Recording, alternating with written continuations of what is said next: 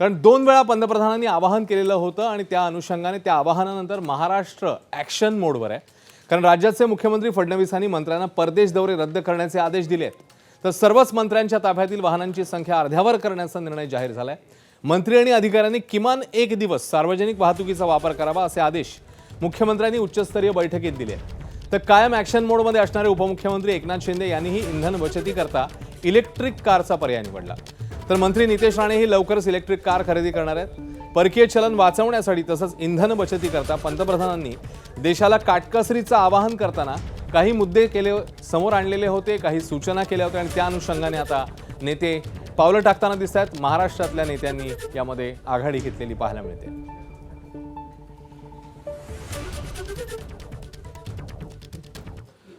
मोदींच्या आवाहनानंतर राज्यातल्या नेत्यांनी काय पावलं उचलली आहेत जाणून घेऊया।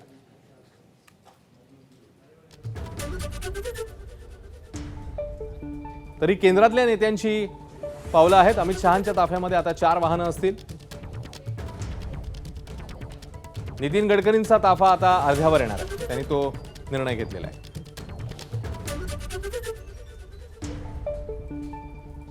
राजनाथ सिंग आता 4 वाहनांचा ताफा वापरणार आहेत। तर प्रतापराव जाधव हे दिल्लीमध्ये मेट्रोने प्रवास करताना बघायला मिळाले। त्यामुळे सर्वच विविध नेत्यांनी किंबहुना यामध्ये आपले निर्णय जे घेतलेले आहेत। नड्डांच्या ताफ्यातही आता 4च वाहनं असतील। उपमुख्यमंत्री शिंदेनी इलेक्ट्रिक वाहनाला पसंती दिली आहे। राज्यातल्या नेत्यांनी देखील याला लगेचच प्रतिसाद देताना काही निर्णय घेतलेले आहेत, ज्याच्यामध्ये उपमुख्यमंत्री शिंदे इलेक्ट्रिक वाहनाला पसंती देताना पाहायला मिळाले। सर्वच मंत्र्यांच्या ताफ्यातली वाहनं आता निम्म्यावर येणार हे आता सांगण्यात आलेलं आहे। विधानसभा अध्यक्ष राहुल नार्वेकरांचा जपान दौरा, ज्याच्यामध्ये आमदार देखील असणार होते, तो रद्द झालाय। उदय सामंत इलेक्ट्रिक वाहनाने बैठकीला पोहोचले। शंभूराज देसाईंनी परदेश दौरा रद्द केलाय। तर नितेश राणेंनी ऑनलाईन बैठकीला प्राधान्य दिलेलं पाहायला मिळालं। आमदार रत्नाकर गुट्टे यांच्याकडनं ब्राझील दौरा रद्द झालाय।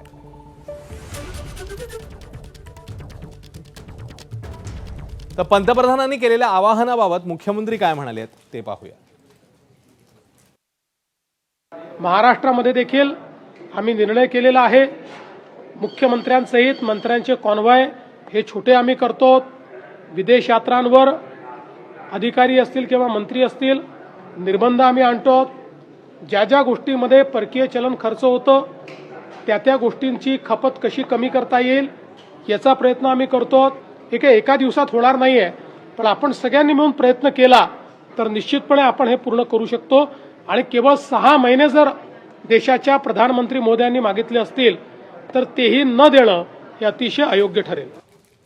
तर मोदींच्या आवाहनानंतर उपमुख्यमंत्री शिंदेंनी आपल्या ताफ्यातल्या गाड्या कमी केल्या आणि शिवाय स्वतः ईव्ही कारने प्रवास केलेला आहे। त्यामुळे लगेचच त्यांनी प्रतिसाद देत पावलं टाकली।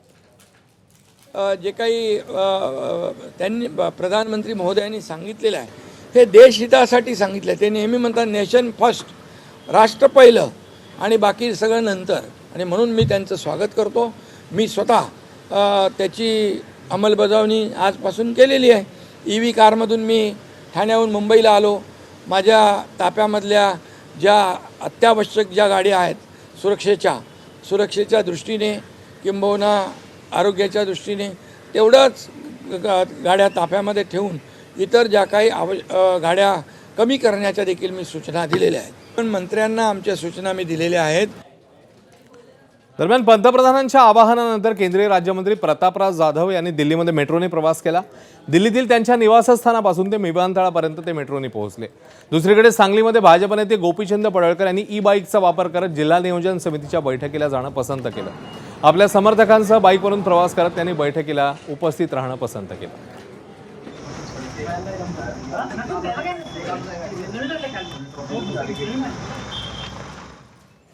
तर देशाच्या जनतेला काटकसरीचं आवाहन करणाऱ्या मोदींनी स्वतःपासून निर्णयाची अंमलबजावणी सुरू केली आहे। मोदींनी थेट स्वतःच्या ताफ्यात कपात केली। मोदींच्या ताफ्यात आता अवघ्या 2 गाड्या दिसून आल्यात।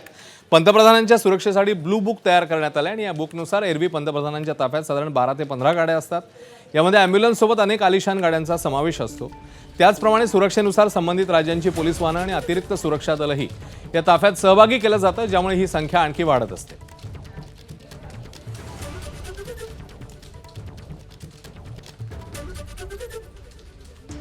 तर पंतप्रधानांचा ताफा नेमका किती वाहनांचा असतो ते पाहूया. पंतप्रधानांच्या ताफ्यात अंदाजे 12 ते 15 गाड्या असतात. Arms, Mercedes Maybachs, S650 guard, Range Rover, Toyota Fortuner, escort वाहनं, जॅमर युनिट्स या सगळ्यांचा यामध्ये समावेश असतो.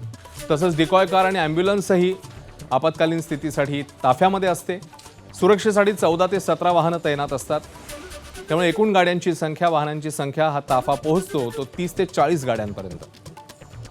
आपल्या आवाहनानंतर पंतप्रधानांच्या ताफ्यात आता अवघी 2 वाहनं पाहायला मिळतात.